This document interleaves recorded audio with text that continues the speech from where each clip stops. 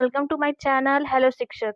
आज हम बाल विकास के अंतिम प्रयास के साथ जिसमें आपको टॉप 100 क्वेश्चंस की प्रैक्टिस कराई जाएगी, जिससे एग्जाम से पहले आपकी तैयारी में कोई कमी ना रह जाए। तो स्टार्ट करते हैं प्रैक्टिस की पार्ट 1 की क्लास। तो सबसे पहला आज का क्वेश्चन है हमारा, शैक्षिक मनोविज्ञान के पिता के रूप में किसे जाना जाता है? पहला, E.L. थॉर्नडाइक या पेस्टोलॉजी या हर्बर्ट को या फर्ब्रेल को? सही ऑप्शन होगा आपका ऑप्शन नंबर 1 थॉर्नडाइक। तो थॉर्नडाइक से रिलेटेड कुछ पॉइंट्स और आपको याद रखनी पड़ेगी कि आपसे पूछा जाता है कि थॉर्नडाइक का नियम क्या है। तो उन्होंने प्रयास एवं त्रुटि का सिद्धांत दिया है और उन्होंने बिल्ली पर अपना प्रयोग किया था। और ये कहाँ के रहने वाले थे? तो ये अमेरिका के रहने वाले थे। तो नेक्स्ट क्वेश्चन देखते हैं। नेक्स्ट क्वेश्चन है हमारा, आधुनिक मनोविज्ञान के जनक माने जाते हैं स्किनर, विलियम जेम्स या वुडवर्थ या वॉटसन? तो हमारे आधुनिक मनोविज्ञान के जो जनक हैं वो सही ऑप्शन जाएगा हमारा विलियम जेम्स के साथ। और आपको याद रखना है कि जो हमारा क्रिया प्रसूत का सिद्धांत था वह स्किनर ने दिया था और वॉटसन को व्यवहारवाद का जनक कहा जाता है और वुडवर्थ को प्रश्नावली का हमारे जनक कहा जाता है। इसलिए ये भी पॉइंट एक्स्ट्रा याद रखिएगा। नेक्स्ट नेक्स्ट क्वेश्चन है हमारा क्वेश्चन नंबर 3, E.H. इरेक्शन के अनुसार मनोलैंगिक विकास की कितनी अवस्थाएं हैं? तो पहले आप जानिए कि इरेक्शन से अगर आपसे पूछा जाए कि मनोलैंगिक विकास के या फिर मनोसामाजिक के सिद्धांत के जनक कौन है, तो आपको पता होना चाहिए कि इरेक्शन है। और उन्होंने अपने सिद्धांत में कितनी अवस्थाएं बताई हैं? ए ऑप्शन 8 या 6 या 7 या 9? तो उन्होंने अपने जो सिद्धांत है उसमें उन्होंने 8 अवस्थाएं बताई हैं मनोलैंगिक की। तो सही ऑप्शन जाएगा ऑप्शन ए के साथ। नेक्स्ट क्वेश्चन नंबर 4 है हमारा, शिक्षण विधियों तथा शिक्षण नीतियों में अंतर होता है। तो शिक्षण विधियां और शिक्षण नीतियां क्या होती है? शिक्षण विधियां वह होती है जब हम बच्चों को क्लास में पढ़ा रहे होते हैं और जिन विधियों का प्रयोग करके पढ़ाते हैं तो हमारी शिक्षण विद्या होती हैं। और शिक्षण नीतियां यह होती हैं जो हमारी पढ़ाने से पहले जो हम नीति तैयार करते हैं तो वो हमारी शिक्षण नीतियां होती। तो ये दोनों हमारा मेन अंतर होता है इन दोनों में। तो देखते हैं कि हमारा जो अंतर होता है वह ऑप्शन में कौन सा सही जाएगा। ये प्रारूप का अंतर होता है कि उनमें सिद्धांतों का अंतर होता है कि उद्देश्यों का अंतर होता है या पाठ वस्तु का अंतर होता है? तो शिक्षण विद्या और शिक्षण नीतियों में जो मेन अंतर होता है उनके उद्देश्यों का अंतर होता है कि जो हमारा पढ़ाने का उद्देश्य होता है, जो कौशलों का प्रयोग होता है वो हमारी विद्या होती है और जिस नीति से या जिस प्रकार से हमें पढ़ाना है वह उद्देश्य हमारी नीतियाँ होती। तो हमारा सही ऑप्शन जाएगा ऑप्शन नंबर सी के साथ। नेक्स्ट क्वेश्चन हमारा है क्वेश्चन नंबर 5, धीमी गति से सीखने वाले बालकों के लिए अधिक उपयोगी सिद्धांत है कोलर का सिद्धांत या थॉर्नडाइक का सिद्धांत या हल का सिद्धांत या थर्स्टन का सिद्धांत? तो हमें पता है कि हमारा जो सही ऑप्शन जाएगा वो थॉर्नडाइक के साथ जाएगा, क्योंकि थॉर्नडाइक ने हमारा सिद्धांत दिया था प्रयास एवं त्रुटि का। तो व्यक्ति जब या बालक कोई प्रयास करेगा और बार बार गलती करेगा तो वह धीमी गति से सीखता भी जाएगा और अपनी त्रुटियों को सुधारता भी जाएगा। तो हमारा जो सही ऑप्शन जाएगा ऑप्शन नंबर बी के साथ। नेक्स्ट क्वेश्चन नंबर 6 है हमारा, किस मनोवैज्ञानिक ने कहा है कि चेतन मन के साथ अचेतन मन भी ध्यान देना चाहिए? तो हमारा पहला ऑप्शन है वॉटसन ने या वुडवर्थ ने या टैडवाइन ने या फ्राइड ने?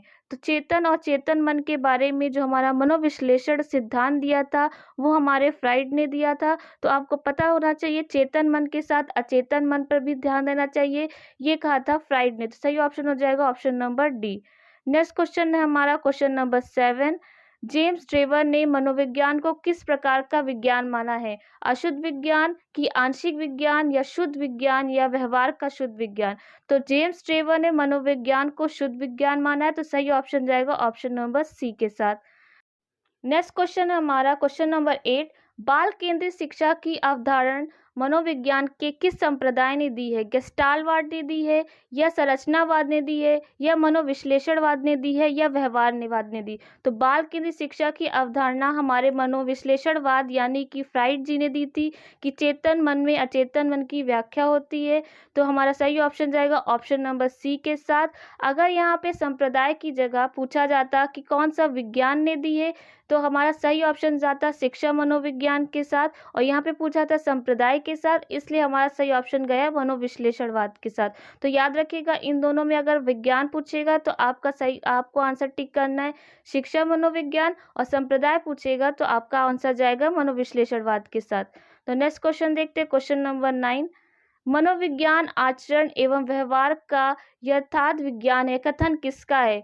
ए स्किनर का, या वुडवर्थ का, या मैकडूगल का, या वॉटसन का? तो मनोविज्ञान आचरण एवं व्यवहार का यथार्थ विज्ञान है, यह जो कथन था यह हमारा मैकडूगल था।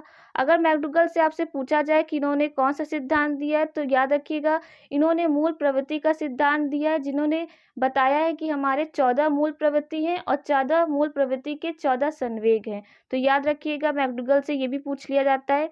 नेक्स्ट क्वेश्चन है क्वेश्चन नंबर 10 हमारा, शिक्षा के संकुचित अर्थ में शिक्षा प्रदान की जाती है निश्चित स्थान पर, प्रत्येक समय व स्थान पर, या फिर जीवन पर्यंत, या उपयुक्त सभी। तो हमें यहाँ पूछा है संकुचित यानी कम अर्थ में शिक्षा प्रदान की जानी, यानी कि हमें निश्चित समय पर कम समय में शिक्षा प्रदान की जाती, इसलिए हमारा सही ऑप्शन जाएगा निश्चित स्थान पर, ऑप्शन ए के साथ। नेक्स्ट क्वेश्चन 11 है हमारा, मनोविज्ञान व्यवहार व अनुभव का विज्ञान है, यह किसका है? हमारा ऑप्शन ए स्किनर का है, या वुडवर्थ की कथन है, या मैकडूगल का कथन है, या वॉटसन का कथन है? तो मनोविज्ञान व्यवहार व अनुभव का विज्ञान है, यह कथन हमारा जाएगा सही ऑप्शन के साथ, ऑप्शन नंबर ए स्किनर के साथ। याद रखिएगा जो हमारे वुडवर्थ थे उन्होंने प्रश्नावली का निर्माण किया था, और मैकडूगल ने हमारा मूल प्रवृत्ति सिद्धांत दिया था, और वॉटसन हमारे व्यवहारवाद के जनक थे। तो ये भी पॉइंट्स एक्स्ट्रा आप ये नोट करते जाइएगा साथ में। क्वेश्चन नंबर 12 है हमारा, बच्चों के संज्ञानात्मक विकास को सबसे अच्छे तरीके से कहाँ परिभाषित किया जा सकता है? पहला, खेल के मैदान में, या फिर विद्यालय एवं कक्षा में, या ऑडिटोरियम में, या गृह में? तो यहाँ हमसे पूछा है संज्ञानात्मक विकास के लिए। तो अगर संज्ञानात्मक विकास है तो बच्चों का मानसिक विकास से रिलेटेड पूछा है यहाँ पे। तो बच्चों का सबसे पहले जो मानसिक विकास होगा वह विद्यालय एवं कक्षा में होगा, तो सही ऑप्शन हमारा बी होगा। आप कंफ्यूज हो रहे होंगे कि यहाँ पे खेल का मैदान क्यों नहीं लगाया है। अगर संज्ञानात्मक विकास की जगह पे पूछा जाता बच्चों का सामाजिक विकास सबसे अच्छा कहाँ होता, तो सामाजिक विकास पूछा जाता तब हम यहाँ पे खेल का मैदान लगाते, लेकिन हमें यहाँ पर संज्ञानात्मक विकास पूछा गया है, इसलिए संज्ञानात्मक विकास का जो मानसिक विकास होता है हमारा वो विद्यालय एवं कक्षा में होता है, तो सही ऑप्शन बी होगा। नेक्स्ट क्वेश्चन हमारा क्वेश्चन नंबर 13, वर्तमान में शिक्षा मनोविज्ञान किस अवस्था में है? पहला, शैशवावस्था में, या बाल्यावस्था में, या किशोरावस्था में, या वृद्धावस्था में? तो वर्तमान में शिक्षा में मनोविज्ञान हमारा शैशवावस्था में है, सही ऑप्शन है ऑप्शन नंबर ए। नेक्स्ट क्वेश्चन 14 है हमारा, एक शिक्षक के लिए सबसे महत्वपूर्ण क्या है? कक्षा में अनुशासन बनाए रखना, या कक्षा में समयानुवर्ती होना, या विद्यार्थियों की कठिनाइयों को दूर करना, या एक सुवक्ता होना? तो एक शिक्षक के जो सबसे महत्वपूर्ण गुण होता है वह होता है कि बच्चों की कठिनाइयों को समझ सके और उनका निदान कर सके, तो हमारा ऑप्शन जो सही जाएगा वो ऑप्शन थर्ड के साथ जाएगा। नेक्स्ट क्वेश्चन हमारा क्वेश्चन नंबर 15 है, निम्नलिखित में से चिंपैंजियों पर प्रयोग किसके द्वारा किया है? तो पहला ऑप्शन है कोफका द्वारा, या वर्डमायर द्वारा, या कोहलर के द्वारा? तो हमें पता है हमारा सुल्तान नाम के चिंपैंजी पर जिसने प्रयोग किया था वो हमारे कोहलर थे, तो सही ऑप्शन हमारा जाएगा ऑप्शन नंबर सी के साथ। नेक्स्ट क्वेश्चन नंबर 16 है हमारा, निम्नलिखित में से मनोविज्ञान को मन का विज्ञान किसने कहा है? जॉन डीवी ने, डगलस ने, पेस्टोलॉजी ने, या स्किनर ने? तो हमारा सही ऑप्शन जाएगा जिन्होंने मन का विज्ञान कहा है वो हमारे हैं पेस्टोलॉजी। अगर आपसे यहाँ पे एक्स्ट्रा क्वेश्चन पूछा जाए कि आत्मा का विज्ञान किसने कहा है, या चेतना का विज्ञान किसने कहा है, या व्यवहारवाद का विज्ञान किसने कहा है, तो हम यहाँ पे चारों पॉइंट को कवर करेंगे। यहाँ पे पूछा गया है मन का विज्ञान, तो मन का विज्ञान पेस्टोलॉजी ने दिया है। अगर आपसे पूछा जाए दूसरा आत्मा का विज्ञान किसने दिया है, तो आत्मा का विज्ञान याद रखिएगा अरस्तु ने दिया है, और चेतना का विज्ञान हमारे विलियम जेम्स ने दिया है, और व्यवहारवाद का विज्ञान कहा है हमारा वॉटसन जी ने।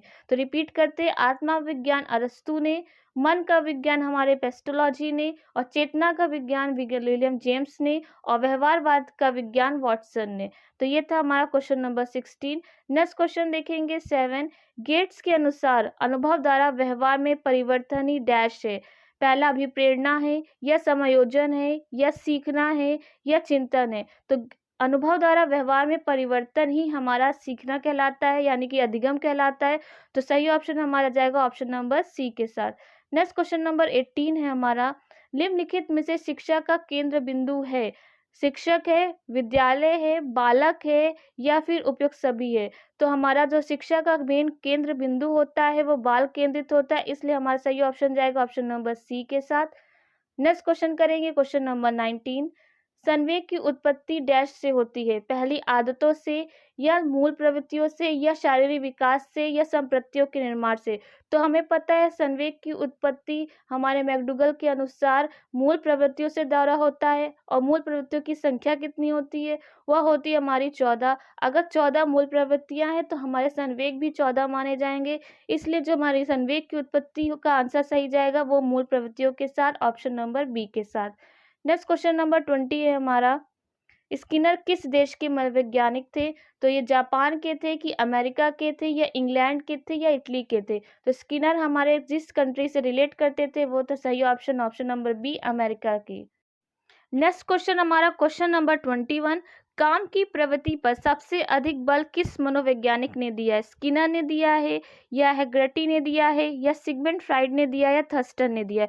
तो काम की प्रवृत्ति यानी कि सेक्सुअलिटी या कामुकता या चेतन अचेतन पे सबसे अधिक जिसने बल दिया है वो हमारे मनोवैज्ञानिक है सिगमंड फ्राइड ने। तो याद रखिएगा कि अगर काम की प्रवृत्ति पूछे या चेतन अचेतन पूछे या फिर आपसे सेक्सुअलिटी पूछा जाए या कामुकता, तो आपका ऑप्शन जाएगा ऑप्शन नंबर सी के साथ। नेक्स्ट क्वेश्चन नंबर 22 है हमारा, शक्ति मनोविज्ञान का प्रतिपादन किसने किया है? वॉल्फ ने, टाइडमैन ने या वुंट ने या टिचनर ने? तो शक्ति मनोविज्ञान का जो प्रतिपादन किया था वो हमारे थे वॉल्फ ने। तो सही ऑप्शन होगा ऑप्शन नंबर ए। साथ में यहाँ पे वुंट को भी कवर करेंगे। वुंट को हमारे प्रयोगशाला के जनक कहा जाता है और इन्हें प्रयोगात्मक विधि का भी जनक कहा जाता है, क्योंकि इन्होंने 1879 में फिलिप्स यानी कि जर्मनी में हमारा प्रयोगशाला को खोला था, प्रथम प्रयोगशाला की ओपनिंग की थी। इसलिए याद रखिएगा अगर प्रयोगशाला के जनक बोले जाएं तो वो हमारे विलियम वुंट हो जाएंगे। नेक्स्ट क्वेश्चन नंबर 23 है हमारे, मनोविज्ञान को आत्मा का विज्ञान किसने कहा है? अभी अभी ऊपर हमने पढ़ाया था कि आत्मा का विज्ञान जो होता है वो अरस्तु है। अगर आपको याद नहीं रहता है तो याद रखिएगा ट्रिक से कि आत्मा में भी हमारा आ आता है, अरस्तु में भी हमारा आ आता है। तो दोनों को मैच करके आप रिलेट करके याद रख सकते हैं कि आपसे पूछा जाए आत्मा का विज्ञान किसने कहा है? अरस्तु ने, या चेतना का विज्ञान का है विलियम जेम्स ने, या मन का विज्ञान का है पेस्टोलॉजी ने, और व्यवहारवाद का विज्ञान का है वॉटसन ने। तो नेक्स्ट क्वेश्चन करते हैं क्वेश्चन 24। तत्परता का नियम अधिगम का किस प्रकार का नियम है? मुख्य नियम है, सहायक नियम है, गौण नियम है या उपयुक्त सभी है? तो अगर आपने थॉर्नडाइक को सही से पढ़ा होगा तो थॉर्नडाइक ने दो टाइप के नियम दिए हैं, पहला अपना मुख्य नियम और दूसरा अपना दिया है गौण नियम। मुख्य नियम में उन्होंने 3 नियम बताए हैं, गौण नियम में उन्होंने 5 नियम बताए हैं। और तत्परता का नियम उनका मुख्य नियम में आता है, जिसमें हमारा पहला है तत्परता का नियम, दूसरा है अभ्यास का नियम और तीसरा है प्रभाव का नियम। तो तत्परता का नियम किस में आएगा? हमारा थॉर्नडाइक के मुख्य नियम में। तो हमारा सही ऑप्शन जाएगा ऑप्शन ए के साथ, मुख्य नियम। नेक्स्ट क्वेश्चन 25 है हमारा, खेलों के माध्यम से बालक में कौन सा गुण विकसित होता है? सामाजिकता का, नैतिकता का, व्यावसायिकता का या भौतिकता का? तो खेलों के माध्यम से जो गुण होता है वो हमारा होता है सामाजिकता का, क्योंकि अलग अलग समाज से बच्चे आते हैं अलग अलग विचार के साथ। तो बच्चे जब उनके साथ खेलते हैं तो सहयोग की भावना भी उत्पन्न होती है और उनके अंदर सामाजिकता का भाव भी उत्पन्न होता है। तो सही ऑप्शन जाएगा ऑप्शन नंबर ए के साथ। नेक्स्ट क्वेश्चन नंबर 26 है हमारा, मनोविज्ञान को सर्वप्रथम विज्ञान का दर्जा दिलाने वाली विधि कौन सी है? अंतर्दर्शन है या बहिर्दर्शन है या प्रयोगात्मक है या जीवन इतिहास है? तो मनोविज्ञान को सर्वप्रथम विज्ञान का दर्जा जो दिलाने वाली विधि है वह हमारी प्रयोगात्मक विधि है। तो सही ऑप्शन जाएगा ऑप्शन नंबर सी के साथ। अब अगर आपसे पूछा जाए कि प्रयोगात्मक विधि के जनक कौन है, तो आपको पता होना चाहिए कि प्रयोगशाला के जनक या प्रयोगात्मक विधि के जो जनक थे वो हमारे विलियम वुड जी थे। नेक्स्ट क्वेश्चन है हमारा, निम्नलिखित में से संज्ञानवादी पद्धति के जनक कौन है? तो संज्ञानवादी याद रखिएगा, संज्ञानवाद पूछा जाए तो आपको पता है कि संज्ञानवाद के जनक हमारे जीन पियाजे थे। अगर आपको ऑप्शन में जीन पियाजे मिल रहा तो आपका वही ऑप्शन सही जाएगा। तो पहला है ऑप्शन है हमारा वॉटसन है, दूसरा हमारा जीन पियाजे व ब्रूनर है, तीसरा कोहलर व कोफका है और चौथा कोई नहीं। तो हमारा जो सही ऑप्शन जाएगा ऑप्शन नंबर बी के साथ, जीन पियाजे और ब्रूनर। ब्रूनर भी संज्ञानवादी पद्धति से रिलेट करते हैं। अगर आपसे पूछा जाए वॉटसन क्या है, तो वॉटसन व्यवहारवाद के जनक थे और कोहलर व कोफका कौन थे? तो ये गेस्टाल्टवादी से रिलेट करते हैं। नेक्स्ट क्वेश्चन हमारा 28 है, बहिर्दर्शन विधि का प्रतिपादन किसने किया है? जेबी वॉटसन ने, या वुंड ने, या स्टाउट ने, या स्किनर ने? तो बहिर्दर्शन विधि का जो प्रतिपादन किया था वो हमारे व्यवहारवाद के जनक यानी कि ऑप्शन नंबर ए वॉटसन ने किया था। इन्होंने कहा था कि एक हमें नवजात शिशु दे दो, उसको हम कुछ भी बना देंगे, शिक्षक, वैज्ञानिक, आप जो चाहेंगे वो हम बना के दे देंगे। तो नेक्स्ट क्वेश्चन देखते हैं, हमारा क्वेश्चन 29 क्या है? साइकिल चलाने वाला स्कूटर चलाना सीख लेता है, यह कैसा स्थानांतरण है? शून्य स्थानांतरण है, लंबवत स्थानांतरण है, या ऋणात्मक स्थानांतरण है, या धनात्मक स्थानांतरण है? अगर पूर्व में आप साइकिल चला लेते हैं और वही पूर्व का ज्ञान आपको वर्तमान में ज्ञान दे रहा है, तो आपको कहीं ना कहीं ये पॉजिटिव दे रहा है या कहीं ना कहीं आपको फायदा दिला रहा है, तो ये आपका धनात्मक स्थान जाएगा। लेकिन अगर पूर्व का ज्ञान आपको वर्तमान में नुकसान पहुंचा रहा है, तो वो आपका निगेटिव हो जाएगा, यानी कि आपका घाटा हो रहा है। तो यहाँ पे हमारा पूर्व का ज्ञान जो है वो वर्तमान के ज्ञान में कहीं न कहीं हमें फ़ायदा दिला रहा है, यानी कि हमारी बढ़ोतरी कर रहा है, उस चीज़ का हम इस्तेमाल कर पा रहे हैं, तो हमारा पॉज़िटिव में जाएगा, यानी कि हमारा जो सही ऑप्शन जाएगा वो ऑप्शन 4 के साथ जाएगा, धनात्मक स्थानांतरण के साथ।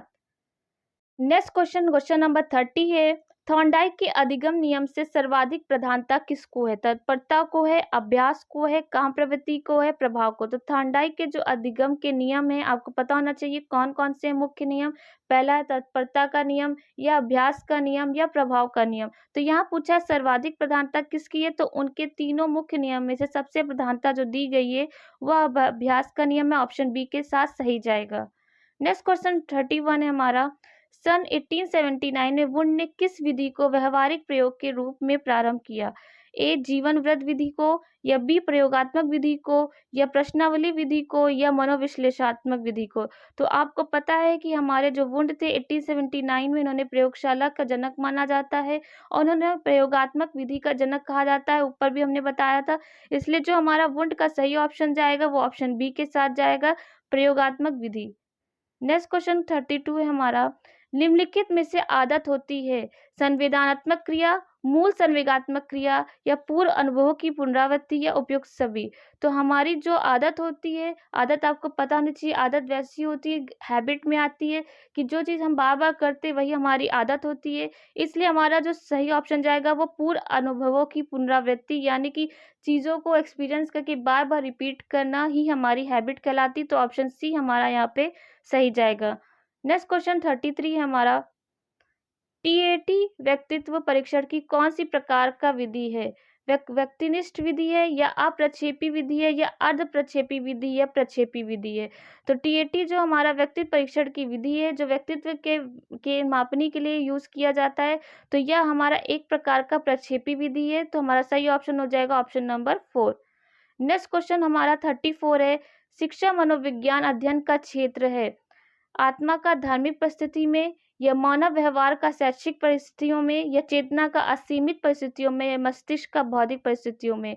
तो हमारा जो सही ऑप्शन जाएगा वो ऑप्शन जाएगा बी के साथ, मानव व्यवहार का शैक्षिक परिस्थितियों में। अगर आपसे पूछा जाए शिक्षा मनोविज्ञान के जनक कौन थे, तो आपको पता होना चाहिए शिक्षा मनोविज्ञान के जो हमारे जनक थे वो थे हमारे थॉर्नडाइक। नेक्स्ट क्वेश्चन हमारा 35 है, राष्ट्रीय मानसिक विकलांग संस्थान स्थित है फैजाबाद में, या हैदराबाद में, या लखनऊ में, या कानपुर में? तो हमारा राष्ट्रीय मानसिक विकलांग संस्थान हमारा हैदराबाद में स्थित है। सही ऑप्शन जाएगा ऑप्शन नंबर बी के साथ। नेक्स्ट क्वेश्चन हमारा 36 है, क्रोध संवेग की तीव्रता किस अवस्था में अधिक होती है? बाल्यावस्था में, किशोरावस्था में, उत्तर किशोरावस्था में, या प्रौढ़ावस्था में? तो क्रोध या गुस्से की जो स्थिति होती है, व्यक्ति को जब समझ में नहीं आता हमें क्या करना है, किस लिए हैं, क्या करने के लिए हम आए हैं, तो वो जो स्थिति होती है वह हमारी किशोरावस्था की स्थिति होती है। कई कई उत्तर किशोरावस्था भी माना जाता है, लेकिन ऑप्शन में हमसे पूछा गया है कि अवस्थाएं कौन सी है, तो हमारा सही ऑप्शन जाएगा ऑप्शन नंबर बी के साथ। यह हमारी कठिन व संघर्ष की अवस्था होती है, इसलिए सही ऑप्शन हो जाएगा option number B. Next question 37 है, बाल मनोविज्ञान को कहा जाता है बाल विकास, या बाल विवृद्धि, या मनोविज्ञान, या कोई नहीं? तो बाल मनोविज्ञान को आप सभी को पता होगा कि बाल विकास कहा जाता है, तो सही ऑप्शन जाएगा ऑप्शन नंबर ए के साथ। नेक्स्ट क्वेश्चन है, प्रयोगात्मक मनोविज्ञान का जनक कहा जाता है विलियम वुंड को, या विलियम जेम्स को, या अरस्तू को, या कोई नहीं? तो हमें पता है प्रयोगात्मक विज्ञान मनोविज्ञान का जो जनक है वो हमारे विलियम वुड हैं, क्योंकि 1879 में इन्होंने जर्मनी में प्रयोगशाला को स्थापित किया था, इसलिए इन्हें प्रयोगात्मक मनोविज्ञान का जनक कहा जाता है। तो सही ऑप्शन जाएगा ऑप्शन नंबर ए के साथ। नेक्स्ट क्वेश्चन हमारा 39 है, छात्र में वृद्धि होती है पर्यावरण से या मस्तिष्क से या तंत्रिका तंत्र से या वंशानुक्रम से। तो छात्र में जो वृद्धि होती है किसी की लंबाई या उसका कलर जिस पे जाता है वो उसके जीन्स के अकॉर्डिंग होता है, यानी कि उसके परिवार पे डिपेंड करता है कि उसके माता पिता कैसे हैं। अगर हाइट में छोटे हैं तो बच्चे की भी हाइट छोटी जा सकती है, अगर लंबे हैं तो बच्चे भी लंबे होंगे। इसीलिए जो छात्र में वृद्धि होती है पूरा का पूरा डिपेंड करता है वंशानुक्रम से। तो हमारा सही ऑप्शन जाएगा ऑप्शन नंबर डी के साथ। नेक्स्ट क्वेश्चन हमारा 40 है, अमेरिकी मनोविज्ञान का जनक कहा जाता है विलियम वुड को या विलियम जेम्स को या अरस्तू को या कोई नहीं। तो हमारे अमेरिकी मनोविज्ञान का जो जनक कहा जाता है वह हमारा सही ऑप्शन होगा विलियम जेम्स को। नेक्स्ट क्वेश्चन 41 है हमारा, अंतर्दृष्टि अधिगम में समस्या की किस स्थिति पर ध्यान दिया जाता है, संपूर्ण स्थिति पर या फिर हमारी प्रारंभिक स्थिति पर या विशेष स्थिति पर या लुप्त स्थिति पर। तो अंतर्दृष्टि अधिगम आपको पता होगा गेस्टालवाद से रिलेट करता है, कोहलर ने अंतर्दृष्टि अधिगम दिया था। तो गेस्टाल का ही अर्थ होता है संपूर्ण, इसलिए हमारा जो अंतर्दृष्टि अधिगम की समस्या फोकस करेगा या ध्यान देगा वह संपूर्ण स्थिति पर देगा। तो सही ऑप्शन जाएगा ऑप्शन ए के साथ। नेक्स्ट क्वेश्चन 42 है हमारा, शिशु का विकास प्रारंभ होता है जन्म के पश्चात या किशोरावस्था से या बालक काल में या गर्भ काल से। तो शिशु का विकास उसके गर्भ से ही स्टार्ट हो जाता है, इसलिए हमारा सही ऑप्शन जाएगा गर्भ काल से। नेक्स्ट क्वेश्चन हमारा 43 है, निम्नलिखित में से स्टैनले हॉल द्वारा प्रतिपादित सिद्धांत है प्रयोजन व्यवहारवाद का सिद्धांत या पुनर्बलन का सिद्धांत या पुनरावृत्ति का सिद्धांत या द्वितात्विक सिद्धांत। तो हमारा जो सही ऑप्शन जाएगा 43 का वो ऑप्शन सी हो जाएगा कि पुनरावृत्ति का सिद्धांत प्रतिपादित किया था स्टैनले हॉल ने। और स्टैनले हॉल ने एक बुक लिखी थी एडोलसेंस पे, इन्होंने किशोरावस्था पे अपना विचार दिया था। तो याद रखिएगा इनके बुक का नाम भी। तो सही ऑप्शन यहाँ पे था option number C. Next question 44 है हमारा, मनोविज्ञान को व्यवहार के विज्ञान के रूप में सबसे पहले किसने परिभाषित किया था। तो हमें यहाँ पे व्यवहार के विज्ञान के जनक हमें बताया था। तो व्यवहारवाद की अगर विज्ञान का जनक कौन था, वॉटसन थे। तो यहाँ पे पहला वॉटसन द्वारा या एबिंगहास द्वारा या एंजल द्वारा या ह्यूम द्वारा। तो हमारा सही ऑप्शन जाएगा जो हमारे व्यवहारवाद को, हमारे मनोविज्ञान को व्यवहारवाद का विज्ञान कहा था वो हमारे वॉटसन ने कहा था। तो सही ऑप्शन जाएगा ऑप्शन ए के साथ।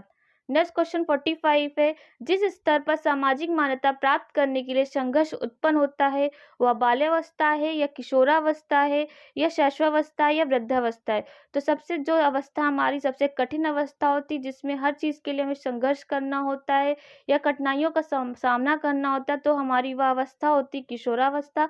तो हमारा सही ऑप्शन जाएगा ऑप्शन नंबर बी के साथ। नेक्स्ट हमारा 46 है, वुंड के द्वारा स्थापित स्कूल का नाम क्या था। तो संरचनावाद था, प्रकार्यवाद था या मनोविश्लेषणवाद था या साक्षरवाद था। तो वुंड ने जो हमारा प्रयोगशाला स्थापित किया था और यहाँ पे पूछा गया है कि स्थापित स्कूल का नाम, तो उनके स्कूल का नाम था ऑप्शन नंबर ए संरचनावाद। नेक्स्ट क्वेश्चन हमारा 47 है, स्वप्रेरणा द्वारा अधिगम कैसा होता है, बहुत प्रभावशाली या कम प्रभावशाली या सामान्य या उपयुक्त में से कोई नहीं। तो खुद से जो स्वप्रेरणा होता है वह अधिगम हमेशा इंसान याद रखता है, भूलता नहीं, चीज़ों को समझ के रखता है, इसलिए यह बहुत प्रभावशाली होता है। तो हमारा सही ऑप्शन जाएगा ऑप्शन नंबर बी के साथ। नेक्स्ट क्वेश्चन हमारा 48 है, डी अनीमा रचना किसकी है। तो डी अनीमा जो हमारी रचना है वह हमारी अरस्तू की है कि सुकरात की है कि स्किनर की है या वुडवर्थ की है। तो डी अनीमा के जो रचनाकार हैं वो हमारे अरस्तू है। तो सही ऑप्शन जाएगा ऑप्शन नंबर ए के साथ। नेक्स्ट क्वेश्चन हमारा 49 है, पेस्टोलॉजी के 3H के संप्रत्यय में H का क्या अर्थ है। तो पेस्टोलॉजी के जो 3H है उसका 3H का फुल फॉर्म क्या है, हेड है, हार्ट है, हैंड है या उपयुक्त सभी है। तो हमारे पता है 3H का एक H होता है हमारा हेड होता है, एक H हमारा हार्ट होता है, एक H हमारा हैंड होता है। तो सही ऑप्शन जाएगा उपयुक्त सभी के साथ। तो याद रखिएगा 3H का अगर पूछा जाए तो 3H आपका हेड, हार्ट, हैंड होता है। नेक्स्ट हमारा आज की पार्ट 1 का लास्ट वीडियो है, वॉटसन ने नवजात शिशु में मुख्य रूप से किन संवेगों की बात कही है, उत्तेजना की, कपट और प्रसन्नता की या भय या क्रोध और स्नेह की, इनमें से कोई नहीं। तो वॉटसन ने कहा है कि जब बच्चा पैदा होता है, नवजात शिशु होता है, उसमें जन्म से ही 3 जो संवेग होते हैं वो पहले से ही मौजूद होते हैं, वो होते हैं भय, क्रोध और स्नेह। तो सही ऑप्शन जाएगा हमारा ऑप्शन नंबर सी के साथ। तो ये थे हमारे कुछ इंपॉर्टेंट 50 क्वेश्चन और नेक्स्ट वीडियो पार्ट 2 में हम नेक्स्ट 50 क्वेश्चन को कवर करेंगे और ये 100 क्वेश्चन ऐसे हैं जिनसे आपके एग्जाम में कहीं ना कहीं बहुत ही हेल्प मिलेगी। तो इसलिए ये 50 क्वेश्चंस की अच्छे से प्रैक्टिस करिएगा, फिर नेक्स्ट 50 क्वेश्चंस की भी हम प्रैक्टिस नेक्स्ट वीडियो में करा देंगे पार्ट 2 में, ताकि आप एग्ज़ाम में अच्छे मार्क्स के स्कोर करके पास हो सकें। और अगर आपको ये वीडियो अच्छा लगा और नेक्स्ट पार्ट 2 चाहिए हो तो कमेंट बॉक्स में ज़रूर बताइएगा। तो वीडियो को लाइक, कमेंट, शेयर करना ना भूलिएगा। आज के लिए थैंक यू।